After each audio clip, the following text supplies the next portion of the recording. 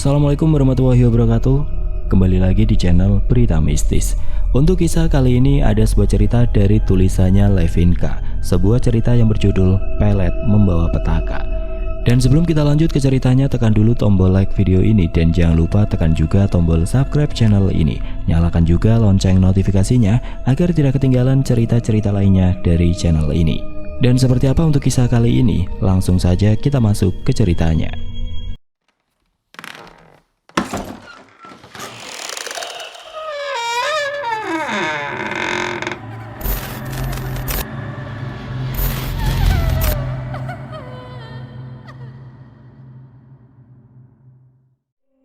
Jawa Timur sekitar tahun 2005, pada suatu hari di bawah sinar rembulan yang menerangi bumi, suara kartu yang dibolak-balik terdengar nyaring di pos ronda kecil di ujung kampung.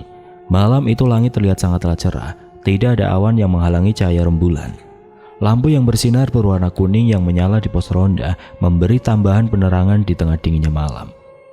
Di dalam pos ronda belasan pria berkumpul. Sebagian besar sudah terbiasa berjaga setiap malamnya.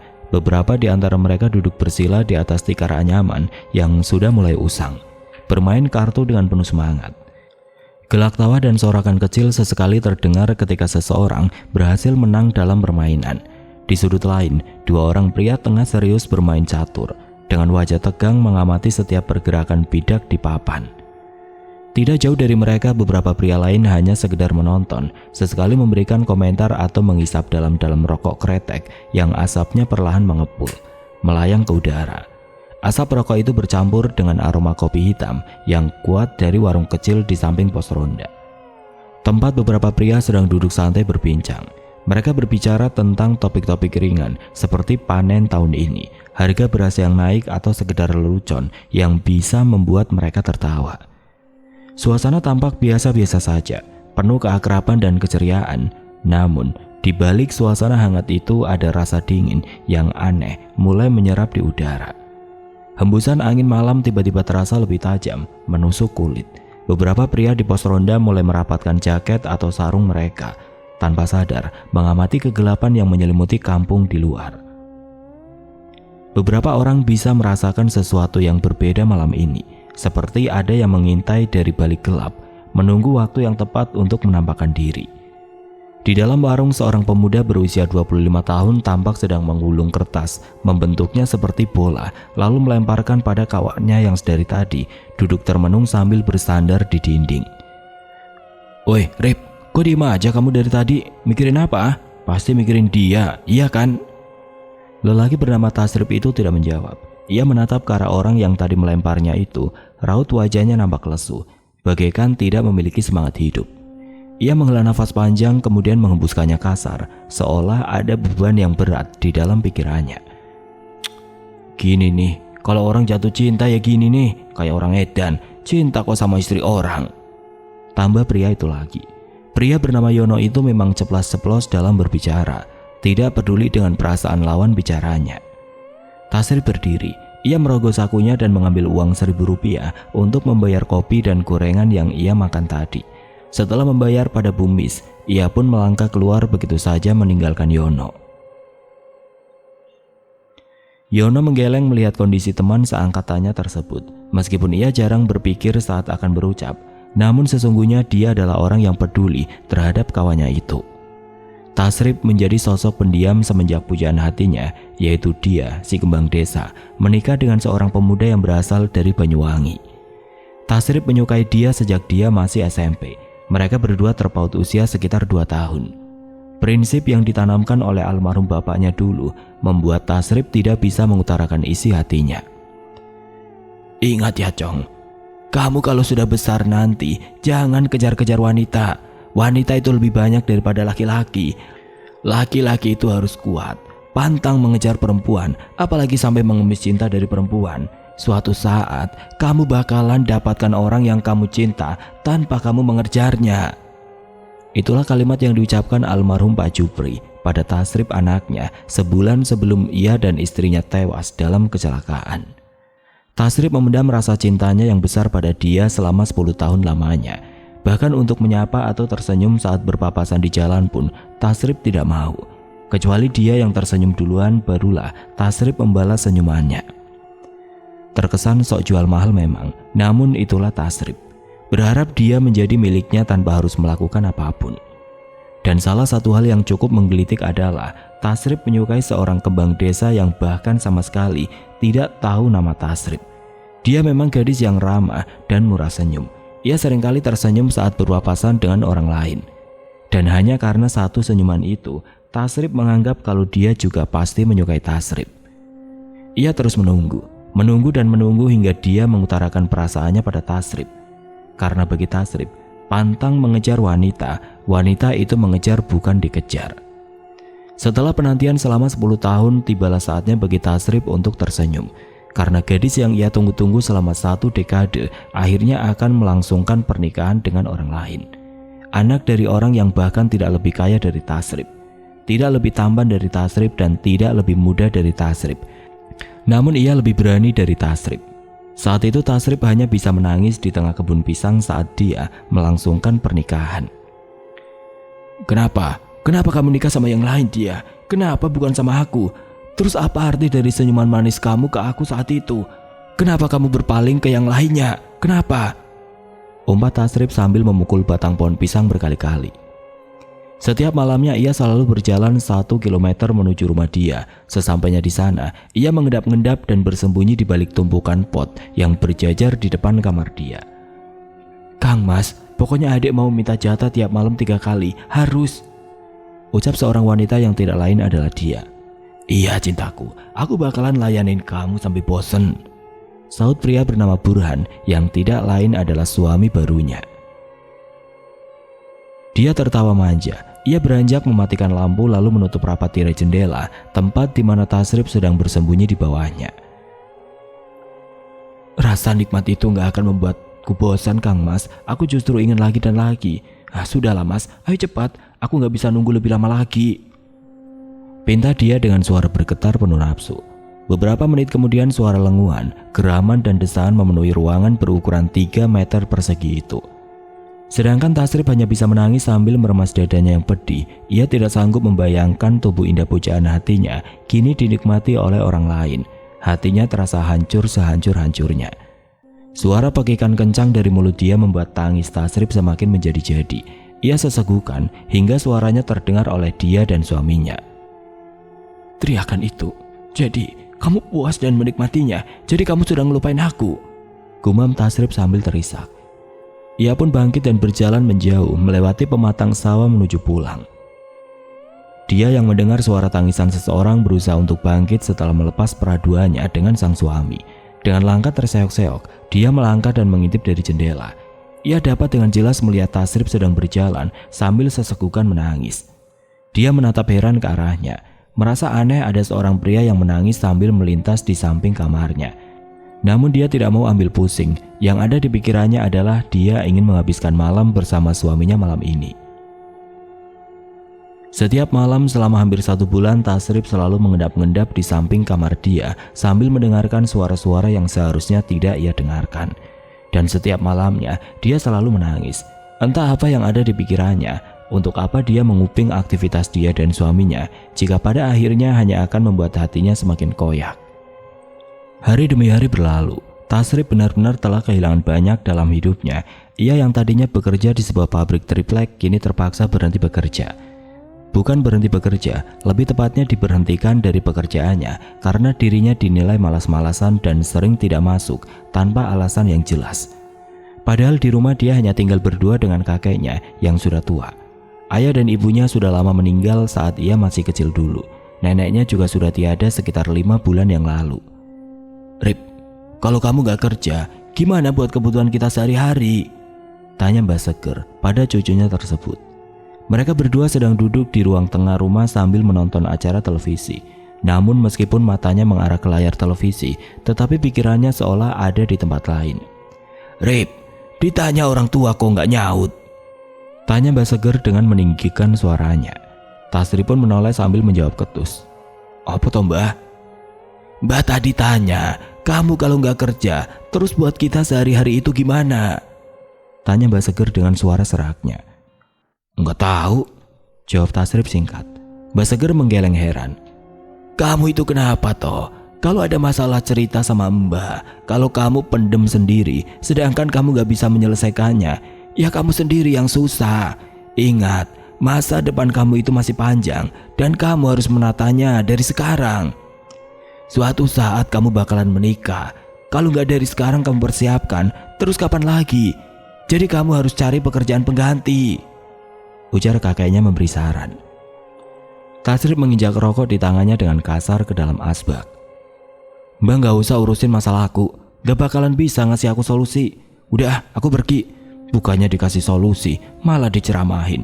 Kayak yang paling bener aja, gerutunya sambil berlalu pergi dan masuk ke kamarnya. Mbak Seger hanya bisa mengelus dada. Ia kaget dengan sikap cucu satu-satunya itu yang kini mendadak berubah. Astagfirullahaladzim, kamu kenapa, Le? Mata tuanya tampak berkaca-kaca. Sedangkan di kamar setelah ia terdiam sejenak, ia pun memutuskan untuk pergi. Beberapa baju dan celana dimasukkan ke dalam sebuah tas berwarna biru, lalu melangkah keluar dengan perlahan. Di ruang tengah kakeknya tertidur di atas sofa dengan lelapnya. Tasrif melangkah perlahan lalu berhenti di dekatnya. Ia membuka dompet hendak menyisakan sedikit untuk kakeknya. Gak usah lah, aku lebih butuh uang ini. Pokoknya aku segera pergi. Tasrif tiba-tiba berubah pikiran dan memasukkan kembali dompetnya ke dalam saku belakang celananya. Ia menuntun motornya hingga agak jauh. Saat dirasa cukup jauh, ia pun menstarternya dan melaju ke arah timur. Saat melewati rumah dia, ia melihatnya sedang mengambil jambu yang ada di depan rumahnya. Senyum bahagia tergambar jelas di bibir perempuan itu. Dari balik helm berwarna hitam miliknya, Tasrif memandangnya dengan tatapan tidak suka. Kamu bakalan jadi milikku dia, lihat saja nanti. Setelah 500 meter dari rumah dia, ia pun membelokkan motornya memasuki sebuah gang yang sedikit menurun. Sesampainya di sebuah rumah yang dipenuhi dengan tanaman hias, ia pun memarkirkan motornya. Seorang pria pendek berusia 30 tahunan keluar sambil menggendong anak gadisnya yang berusia sekitar 3 tahun. Oi, kamu Rip, ayo masuk, sambut pria bernama Udin itu. Gak usah mas, aku gak enak sama istrimu. Soalnya aku ada perlu sama kamu. Malu kalau istrimu dengar. Oh tenang, istriku lagi gak ada. Dia pergi arisan sama mbakku. Ayo masuk, ajak Udin. Tasrif pun mengangguk lalu masuk ke dalam rumahnya. Di dalam ruang tamu terpampang foto Udin beserta istri dan juga anak perempuan mereka. Wajah istri Udin sangatlah cantik, terlihat sedikit tidak pantas dengan Udin. Ya, meskipun bagi Tasrif dialah yang paling cantik. Weh, kamu sampai segitunya lihat foto aku sama keluarga aku, Rip. Kenapa? Kelihatan serasi ya? Tanya Udin sambil tersenyum penuh percaya diri. Mas, aku langsung ke intinya saja. Beberapa tahun yang lalu, waktu kita mancing bareng, sampean pernah cerita tentang seorang dukun hebat di Banyuwangi. Mas bisa bantu aku ke sana? Tanya Tasrif dengan wajah serius. Udin terkejut. Ia menatap wajah Tasrif lalu menatap ke arah foto dirinya beserta keluarga kecilnya. Woi Rip, kamu jangan mikir yang aneh-aneh ya. Dulu aku memang suka ke dukun pelet. Tapi kamu jangan berpikir kalau aku dapetin istri aku dengan cara kayak gitu. Aku tuh sudah lama gak pakai cara seperti itu, tegas Udin. Ya kalau masalah terserah apa kata sampean mas. Mau pakai atau enggak, kan gak ada yang tahu. Yang jelas aku butuh kamu bawa aku ke sana. Tolong mas. Aduh, emangnya kamu ngapain pakai gitu-gituan ah? Gak baik loh. Siapa yang mau kamu pelet, Tasrif? Kalau masalah itu aku gak bisa jawab mas. Maaf, tapi aku benar-benar minta tolong banget mas. Tolong bawa aku ke sana, pinta Tasrif sambil menangkupkan kedua tangan di depan wajahnya. Udin menghela nafas panjang.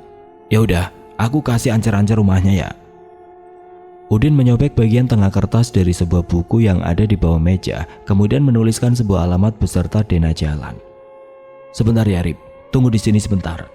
Udin menggendong anaknya lalu menitipkannya ke orang tuanya yang rumahnya berhadapan di depannya. Setelah itu ia pun mengambil motor lalu pergi ke arah barat. Setelah sekitar 5 menit, ia pun kembali sambil membawa secari kertas kecil dengan nomor telepon yang tertulis di atasnya. Ini nomor teleponnya, tadi aku minta ke... Yaudah mas, aku langsung berangkat, makasih ya, ucapnya memotong perkataan Udin sambil menjabat tangannya. Yaudah, sana cepat berangkat. Ia sedikit kesal karena Tasrif terkesan kurang menghargainya. Tasrif pun menuju motornya dan langsung pergi sore itu juga. Tidak peduli meskipun matahari sudah terbenam. Tidak masalah baginya meskipun harus kemalaman di jalan. Tunggu aku dia sayang, kamu itu milikku, kamu milikku, ya milikku. Aku gak sabar melihat kamu datang ke pelukanku sayang, ucapnya dengan penuh penekanan. Tasrip yang tidak pernah sekalipun pergi ke Banyuwangi terpaksa harus berkali-kali turun dari motor 2 tak miliknya untuk bertanya pada orang di pinggir jalan. Bahkan ia beberapa kali harus memutar haluan karena menuju ke arah yang salah. Pada zaman itu masih tidak ada handphone Android seperti sekarang. Jelas jauh lebih susah dalam mencari sebuah alamat. Sekitar jam 11 malam sampailah ia di puncak Gumintir. Ia berjalan pelan mengikuti bis malam hingga pada jam 1 malam ia pun berhenti di depan sebuah sekolah dasar yang ada di pinggir jalan raya. Nama SD tersebut sama dengan nama desa yang tertulis di catatan itu. Namun meskipun begitu, ia bingung harus bertanya pada siapa alamat jelas dari dukun tersebut. Karena malam itu orang sudah banyak yang terlelap. Jadi dia pun memutuskan untuk mencari wartel dan tidur di depannya. Ia berharap besok saat pagi ia dapat langsung menelpon nomor yang tertera di kertas itu. Setelah menemukan wartel yang letaknya tidak jauh dari SD tersebut, Tasrip pun langsung merebahkan dirinya di dipan bambu yang ada di depannya. Ia tidur dengan lelap tanpa memikirkan bahwa kakeknya sedang menunggunya di malam itu sambil harap-harap cemas. Duh, kemana yo si Tasrip ini? Sudah malam ini loh, aku jadi khawatir. Mana perutku lapar lagi. Mbah Seger mondar-mandir di ruang tamu sambil memegangi perutnya yang lapar. Keesokan harinya Tasrip terbangun karena seorang bapak-bapak membangunkannya. Dek, maaf saya bangunkan, soalnya saya mau buka wartelnya, ucapnya sopan. Tasrip yang terkejut pun langsung bangkit dan duduk. Oh maaf pak, saya memang sengaja tidur di sini sekali nunggu wartel ini buka. Soalnya saya mau ke rumah. Ucapan Tasrip terjeda. Ia merogoh sakunya dan mengambil sebuah kertas yang diberi oleh Udin. Rumahnya Mbak Jarmoko. Sampean tahu rumahnya Mbak Jarmoko, Pak? Apa masih jauh dari sini? Oh, Mbak Moko toh. Kalau cuma Mbak Moko sampean gak perlu nelpon. Sampean tinggal masuk ke gang itu aja. Lurus terus sampai ketemu rumah yang ada pring tali di depannya. Rumahnya cat coklat dan kuning. Terang lelaki pemilik wartel sambil menunjuk gang yang ada di seberang sana. Oh, berarti sudah dekat ya, Pak? Ya udah kalau begitu, makasih banget ya, Pak, ujar Tasrip. Ia pun berpamitan lalu segera memacu motornya menuju ke rumah Mbah Moko. Tasrip melaju pelan. Sekitar 500 meter dari mulut gang, ia pun sampai di depan sebuah rumah sederhana berwarna kombinasi coklat dan kuning. Ia pun menuntun motornya memasuki halaman tanpa pagar yang cukup luas itu. Seorang nenek-nenek tampak sedang menampai beras di depan rumahnya. Assalamualaikum. Tasrip mengucap salam lalu menghampiri nenek tua tersebut. Waalaikumsalam. Apa sampean cari Mbak Moko? Tanya perempuan tua itu. Iya mbah, saya mau ketemu Mbak Moko. Nenek tersebut mempersilahkan ia masuk dan memintanya untuk menunggu sebentar. Setelah menunggu sekitar 10 menit, si nenek pun menyuruh Tasrip untuk masuk ke sebuah ruangan yang ada di bagian tengah di rumah itu. Assalamualaikum Mbak Moko, ucap Tasrip memberi salam. Ya, masuk, sahut Mbak Moko tanpa menjawab salam dari Tasrip. Tasrip pun masuk dan duduk berhadapan dengan Mbak Moko. Dukun tua itu pun langsung menanyakan maksud dan tujuan Tasrip datang padanya. Jadi begini mbak, saya cinta sama seorang perempuan. Selama 10 tahun saya suka banget sama perempuan ini. Bisa dibilang dia itu kembang desa di sana. Saya nunggu-nunggu, tapi perempuan ini gak kunjung menyatakan cintanya ke saya. Padahal dulu dia sudah ngasih harapan ke saya. Suka senyum kalau berpapasan sama saya mbak. Namun dia justru menikah dengan laki-laki bangsat yang bahkan tidak ada apa-apanya dibandingkan saya. Terang Tasrip panjang lebar. Mbak Moko terkekeh, bahunya sampai berguncang. Baik, saya tahu kamu itu pria macam apa. Sekarang sebutkan nama kamu dan juga perempuan itu. Oh ya, satu lagi, nama suaminya juga beserta alamatnya dan foto mereka berdua. Kalau foto saya nggak ada mbak. Tapi kalau nama orang tua dari mereka saya tahu. Sebentar.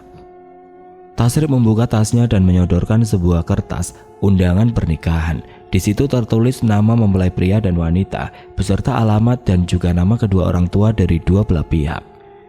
Mbah Moko memakai kacamata yang ada di meja kecilnya lalu mulai membaca tulisan yang ada di surat undangan tersebut.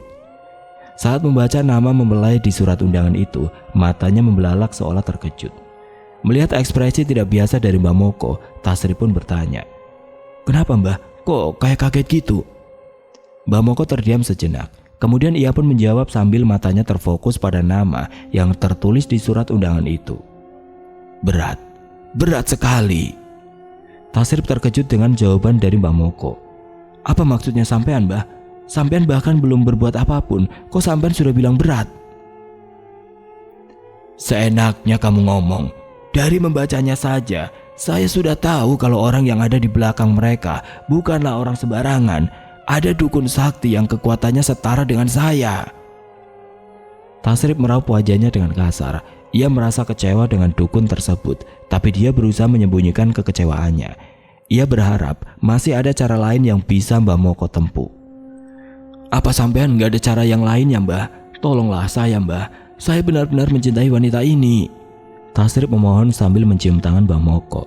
Mbah Moko merasa tidak nyaman dan langsung menarik tangan kanannya.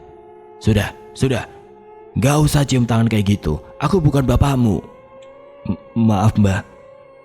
"Ada cara lain, tapi mahal harganya. Karena dukun yang ada di belakangnya bukanlah dukun sembarangan. Ada ritual yang harus kamu kerjakan selama 3 hari 3 malam. Dan dalam 3 hari 3 malam, kamu boleh bawa bekal, tapi gak boleh tidur, meskipun cuma 1 menit. Gimana?" tanya Mbah Moko sambil mengambil sebuah keris kecil dari sakunya lalu memasukkannya ke dalam wadah berisi air kembang. "Apa ritualnya, Mbah?" "Ayo, ikut aku," titah Mbah Moko sambil melangkah keluar rumah. Tasrip mengikuti Mbah Moko yang berjalan melewati perkebunan. Di tengah perjalanan, Mbah Moko menyuruh Tasrip untuk membeli bekal makanan dan minuman untuk dirinya sendiri selama 3 hari.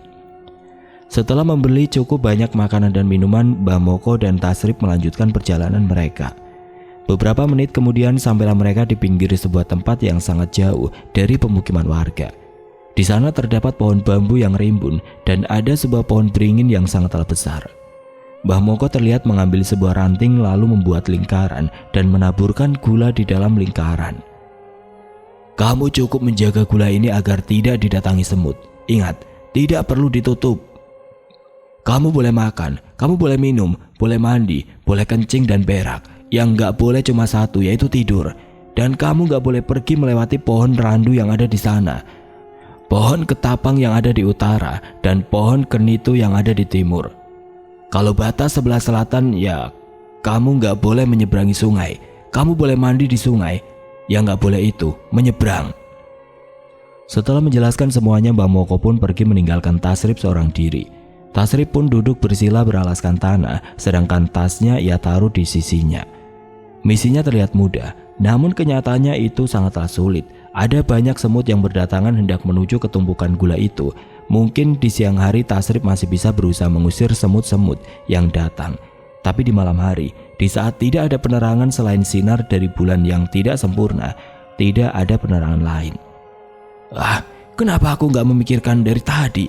Aku bisa membakar daun bambu kering di sekitar gula ini." Tasrip pun mengumpulkan daun bambu kering beserta ranting pohon mengelilingi gula tersebut. Tentunya dengan jarak yang dirasa cukup aman agar tidak sampai membakar gula tersebut. Tasrip pun membakar daun-daun kering itu demi melindungi gula itu dari semut yang mendekat dan sebagai penerangan sekaligus penghangat dari dinginnya angin malam. Tidak terasa malam semakin larut. Ia melirik jam di tangan kirinya dan ternyata waktu sudah menunjukkan pukul 11 malam. Suasana begitu mencekam. Suara burung hantu bersaut-sautan membuatnya menjadi merinding. Suara bisikan samar terdengar dari balik rimbunya pohon bambu. Pergi. Tasrip memegang tengkuknya dan merasakan hawa dingin membelai bagian belakang telinganya. Terdengar suara dari atas pohon beringin. Tasrip menoleh perlahan dan apa yang dilihatnya membuat jantungnya seolah berhenti berdetak. Sesosok makhluk berbadan besar penuh bulu menatapnya dari atas. Matanya merah menyala, taringnya panjang bahkan hingga bagian bawah dagu. Makhluk tersebut menggeram kencang sembari memamerkan kuku-kuku panjang yang runcing. Enggak, jangan ganggu saya mohon, jangan ganggu saya. Saya cuma melakukan ritual yang diperintahkan Mbah Moko, ucap Tasrip lirih, suaranya bergetar. Brak. Makhluk tersebut melompat dan turun di depannya. Getaran kuat di tanah dapat ia rasakan saat makhluk itu mendarat di tanah. Bukan hanya satu, tapi ternyata ada 3 sosok serupa. Bahkan 2 sosok yang muncul belakangan berukuran lebih besar dari yang pertama menampakkan diri padanya. Salah satu sosok dengan tubuh paling besar maju dan mendekat. Jarmoko, si dukun tua itu yang kau ikut ya. Pergi dari sini sekarang. Aku sangat terganggu dengan kehadiran manusia sepertimu, bentak sosok itu. Badan Tasrif bergetar hebat. Seumur-umur baru kali ini dia bertemu makhluk seperti itu. Namun dia berusaha tetap bertahan meskipun nyalinya hampir runtuh sepenuhnya demi menjaga gula yang Mbah Moko berikan. Tolong, kasih saya kesempatan untuk menyelesaikan tugas saya, ucap Tasrif dengan suara bergetar. Bahkan bukan hanya suaranya saja yang bergetar, seluruh tubuhnya pun mengalami hasil yang sama. Dengan sebelah tangan makhluk itu menghempaskan gula beserta tumpukan daun dan ranting yang terbakar. Sekarang apalagi yang mau kamu jaga, anak muda? Kamu lihat sendiri, tanpa menyentuhnya, aku bisa menghempaskannya. Begitupun dengan tubuh kurusmu itu, bisa dengan mudah aku bawa ke alamku. Sekarang mana yang kamu pilih? Tetap di sini atau mati? Tasrif tidak punya pilihan lain. Bertahan pun untuk apa? Toh gula yang seharusnya ia jaga sudah berserakan. Ia pun segera berlari sekencang-kencangnya. Bahkan ia sampai lupa pada tas miliknya. Yang ada di pikirannya kini hanyalah ia harus menyelamatkan diri secepat mungkin. Tasrif berlari ke arah utara. Berkali-kali ia terjatuh saat tersandung akar pohon yang menonjol keluar dari dalam tanah. Bahkan gigi depan bagian atasnya sampai patah saat terjatuh dan menghantam batu. Tasrif tidak menghiraukan giginya yang patah. Ia terus berlari dengan bibir berlumuran darah. Setelah berlari cukup jauh, akhirnya ia sampai di rumah Mbah Moko. Ia menggedor pintu rumah Mbah Moko dengan kencang. Brak brak brak. Mbah, tolong saya, Mbah. Mbah, tolong buka pintunya, Mbah. Saya dikejar hantu berbulu, Mbah. Beberapa saat kemudian pintu pun terbuka dan Mbah Moko keluar. Mbah, tolong saya dikejar makhluk hitam berbulu, Mbah. Sosoknya besar sekali, matanya merah, kukunya runcing. Ada 3, ya ada 3 sosoknya, Mbah. Mbah Moko tampak tenang. Ia menepuk-nepuk pundak Tasrif. Gimana dengan misi kamu? Gula-gula itu? Tasrif menggeleng pelan sambil menangis. Ia duduk bersimpu meratapi nasibnya. Kenapa harus sesulit ini, Mbah? Padahal ini baru hari pertama, tapi saya harus gagal. Apa jangan-jangan sosok makhluk tadi adalah sosok kiriman dukun yang ada di belakang suami dia? Apa benar itu, Mbah? Mbah Moko mengangguk. Ya, itu makhluk kiriman dari dukun sakti yang kumaksud. Tapi tenang saja, kamu sudah berhasil, ujar Mbah Moko. Tasrif tampak bingung mendengar ucapan Mbah Moko. Apa maksudnya, Mbah? Saya gagal, Mbah. Saya gagal menjaga gula itu. Gula itu sudah berserakan di tanah ulah makhluk itu. Mbah Moko tersenyum sambil memegang kedua pundak Tasrif, berusaha meyakinkan. Tasrif, aku sudah menyelesaikan urusanmu. Aku sudah mempengaruhi dia dari sini. Aku tahu kamu bakalan gagal, tapi aku berhasil mengimbangi kekuatan dukun andalan suami dia. Sekarang dia sedang menunggu kamu di sebuah penginapan. Penginapannya ada di kota ini, dan ini alamatnya. Mbah Moko memberikan secari kertas bertuliskan alamat sebuah penginapan. Tasrif bingung. Ia merasa tidak percaya. Apa sampean bercanda, Mbah? Mbah Moko menggeleng. Kamu gak bakalan percaya. Dia sudah menunggu kamu sebelum kamu buktikan sendiri. Ayo masuk dulu. Bersihkan darahmu lalu pergilah temui dia. Tasrif pun membersihkan wajahnya dan menyeka bajunya yang sedikit kotor dengan air di kamar mandi milik Mbah Moko. Sebelum pergi, Tasrif mengambil uang dari dalam dompetnya sebesar 1 juta rupiah. Ia bersyukur kunci motor beserta dompetnya tidak ikut tertinggal di sana. Mbah, kalau saya benar-benar bisa bersatu dengan dia, nanti saya bakalan tambahin lagi uang buat Mbah Moko, ujar Tasrif sambil menjabat tangan Mbah Moko. Mbah Moko tersenyum sambil menggeleng. Gak perlu, nak. Sama sekali gak perlu. Itu sudah sangat cukup buat saya. Ya udah, kamu cepat pergi sana. Penginapan itu cuma 45 menit dari sini. Tasrif pun segera menaiki motor setelah selesai berpamitan pada Mbah Moko. Ia melaju dengan kencang, tidak sabar rasanya membuktikan perkataan Mbah Moko. Apa benar dia sudah ada di penginapan itu? Kalau memang benar, berarti Mbah Moko benar-benar hebat. Aku gak sabar cepat sampai di sana. Jalanan yang sepi dan semangat yang membara membuatnya tidak sabar untuk segera sampai. Saking buru-burunya, bahkan Tasrif hampir bablas melewati penginapan yang dimaksud oleh Mbah Moko. Tasrip menginjak rem dalam-dalam hingga ban belakang menimbulkan suara berdecit akibat gesekan dengan aspal jalan. Ia berhenti lalu mencocokkan tulisan di kertas dengan tulisan di papan besar yang ada di depan pintu masuk penginapan.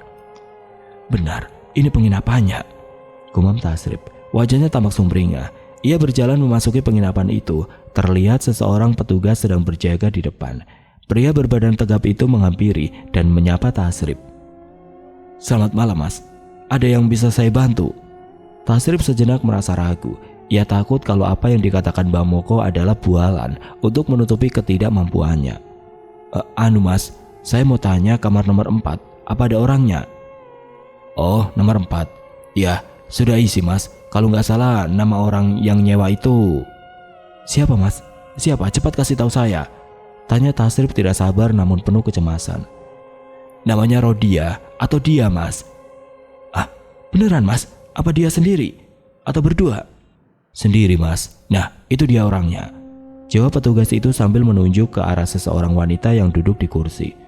Dia tersenyum melambaikan tangannya pada Tasrip. Tasrip seolah membeku. Ia mengucap matanya berkali-kali karena merasa tidak percaya dengan apa yang ada di hadapannya. Ini nyata. Senyuman itu, senyuman yang membuatku jatuh cinta juga nyata. Ya, aku berhasil. Tasrip berlari menghampiri dia, kemudian menggenggam tangannya erat. Ini beneran kamu dia?" Dia mengangguk, mukanya tampak memerah, membuat wajahnya tampak semakin anggun. "Apa yang membuat kamu sampai ke sini dia? Ini kan jauh dari rumah, kenapa bisa di sini? Terus suami kamu di mana?" tanya Tasrip sambil tangannya membelai pipi mulus milik dia. "Apa kamu masih peduli sama hal itu, Mas? Bukannya yang terpenting kita bisa bersama?" "Dengar, aku mau tanya, kenapa kamu pendam perasaan kamu selama ini? Apa yang kamu tunggu, Mas?" "Dulu aku berpikir kalau aku gak perlu ngejar perempuan. Perempuanlah yang harus ngejar laki-laki. Tapi sekarang aku gak peduli dengan prinsip itu. Yang jelas, aku cinta kamu, aku sayang kamu. Aku pengen miliki kamu seutuhnya. Tapi masalahnya, kamu sudah bersuami. Ayo Mas, kita masuk dulu ke kamar. Kita lanjutin obrolan kita di dalam. Tapi janji ya, kamu jangan nakal sebelum aku yang minta," ucap dia dengan nada manja. Tasrip pun melangkah menuju kamar sambil tersenyum senang. "Mas, kamu gak perlu pikirin suami aku, karena pada akhirnya dia akan mati," ucap dia sambil menunduk. Astaga, pelet Mbak Moko benar-benar hebat. Aku gak nyangka bakalan bekerja secepat ini. Dia benar-benar dibuat lupa dengan suaminya, bahkan dia menginginkan suaminya mati. "Mas, aku mau tanya, tapi tolong jawab jujur. Apa benar kamu sering mengintip aku dan suamiku tiap malam?" Dia menggeser duduknya semakin dekat dengan Tasrip. Bahkan hidung Tasrip dapat dengan jelas mencium aroma tubuh dia, membuat naluri laki-lakinya bangkit. Tasrip tergagap. Ia tidak menyangka dia mengetahuinya. "Aku gak ngintip. Jendela kamu kan rapat. Aku cuma nguping saat kamu dan suami kamu sedang itu. Aku sebenarnya gak rela tubuh kamu buat dia. Seharusnya aku jadi yang Ucapan Tasrip tertahan oleh telunjuk dia di bibirnya. "Jangan banyak bicara. Malam ini kamu milikku Mas, tapi aku sukanya kalau kedua tangan kamu dalam keadaan terikat. Apa kamu mau aku ikat?" tanya dia dengan nada menggoda. "Terserah kamu sayang," saut Tasrip pasrah. Dia pun mengeluarkan sebuah tali hitam dari dalam tasnya. Satu persatu kaki dan tangannya diikat keranjang. Setelah semua ikatan selesai, dia pun berpamitan untuk ke kamar mandi sebentar. "Mas, aku bersihin diri aku dulu ya. Aku mau ngasih yang terbaik buat kamu malam ini," ucapnya lalu melangkah masuk ke kamar mandi. "Iya sayang, lakukan saja apa yang kamu mau," jawabnya sembari menatap langit-langit kamar. Senyum bahagia tergambar jelas di wajahnya. Suatu hal yang sering ia imajinasikan akhirnya akan segera terrealisasi. "Kalau saja aku dari dulu jujur sama kamu, mungkin aku sudah dari dulu memiliki kamu sayang," ucapnya, namun dia tidak menjawab. "Sayang, kenapa kamu gak jawab? Apa kamu masih BAB?" tanyanya lagi. Klak. Pintu kamar mandi terbuka. Dia keluar dan bersandar di depan pintu, namun tiba-tiba sesuatu di belakang dia muncul membuat Tasrip terkejut. Sosok yang baru tadi ia temui yaitu Mbak Moko. "Loh, sampean kok di sini, Mbak?" tanya Tasrip kebingungan. "Gimana? Manjur toh? Aku berhasil bikin kamu dekat sama dia," tanya Mbak Moko. Tasrip tersenyum puas. "Iya Mbak, makasih. Tapi kok sampean bisa ada di sini? Kenapa sampean bisa masuk? Mbah Moko tertawa terbahak-bahak. Tentu saja, karena penginapan ini punya aku. Dan Mbah Moko menjentikan jarinya. Tidak lama kemudian seorang laki-laki masuk. Dan ini adalah suami dia. Tasrif terkejut. Ia tidak mengerti dengan apa yang sebenarnya terjadi. Sayang, apa sebenarnya yang terjadi? Aku gak mengerti. Tolong jelaskan semua ini, tanya Tasrif. Namun bukannya dia yang menjawab, melainkan Burhan yang menjawab pertanyaannya. Biar aku yang jelaskan. Siapa namamu? Oh ya, aku ingat, Tasrif. Jadi gini Tasrif, aku ini sebenarnya suami dari dia, dan dukun ini adalah pakde aku. Dia kakak kandung dari bapakku. Apa? Tasrif terkejut, matanya membelalak. Tubuhnya meronta-ronta berusaha melepaskan ikatan di kaki dan tangannya. Ya, seperti kebetulan ya. Padahal semua ini terjadi karena ketidaksengajaan. Kemarin Udin datang ke rumahku dan minta nomor telepon Pak Demoko. Aku kasih dan dia bilang kalau kamu yang minta. Awalnya aku gak peduli ya, karena aku dan istri aku gak kenal sama kamu. Mungkin istri aku tahu kamu, tapi aku enggak. Aku cuma tahu wajah dia, tapi aku gak kenal secara pribadi. Nama dia saja aku tahu dari Pak Demoko. Dia itu anaknya kayak gak punya kehidupan, sok misterius, timbal dia. Mbah Moko bersedekap sambil berjalan menghampiri Tasrif yang tidak berdaya di atas ranjang. Ia melemparkan uang pemberian Tasrif ke wajahnya, kemudian mereka pun pergi meninggalkannya sendirian. Pagi harinya petugas penginapan melepaskan ikatan di tubuh Tasrif. Setelah semua itu, Tasrif pun pulang jalan kaki. Ia berjalan bagaikan orang linglung. Pembalasan yang dilakukan oleh dia membuatnya depresi.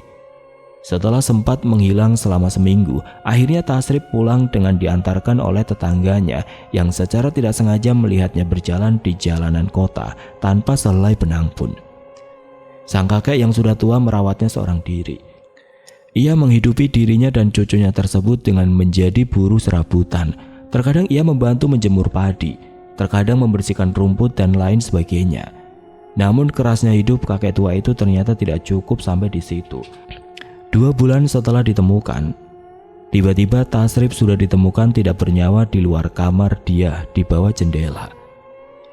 Sejak saat itu, suasana kampung menjadi tidak aman. Teror demi teror sosok pocong mirip Tasrif hadir menghantui setiap pasangan pengantin baru. Oke teman-teman, sampai di sini dulu ceritanya. Nantikan kelanjutan kisah ini di video berikutnya. Agar tidak ketinggalan, klik tombol subscribe channel ini dan nyalakan lonceng notifikasinya. Wassalamualaikum warahmatullahi wabarakatuh.